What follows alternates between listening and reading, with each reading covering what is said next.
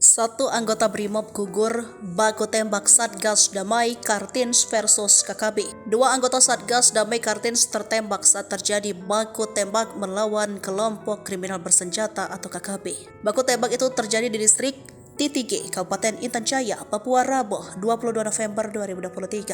Satu dari dua anggota tersebut gugur sementara rekannya menderita luka kaki. Seperti apa awal mula terjadinya baku tembak yang mendatangkan korban jiwa ini? Kasatgas Humas Operasi Damai Kartins 2023 AKBP Bayu Suseno menjelaskan awalnya tim gabungan Polres Intan Jaya dan Satgas Damai Kartins berangkat menuju lokasi sekitar pukul 8 lewat 20 menit. Mengutip dari tribunnews.com, mereka ke sana untuk melakukan olah TKP dan pengamanan. Lalu pukul 12.28 menit, tim mendapatkan tembakan dari KKB Intan Jaya yang berujung pada kontak tembak. Bayu menuturkan pihak Satgas Operasi Damai Kartins saat ini melakukan pengejaran terhadap pelaku KKB Intan Jaya. Barada Bonifasius Jawa terkena peluru yang ditembakkan KKB di bagian ketiak kanan dan masuk ke tubuhnya. Barada Bonifasius Jawa gugur setelah menjalani perawatan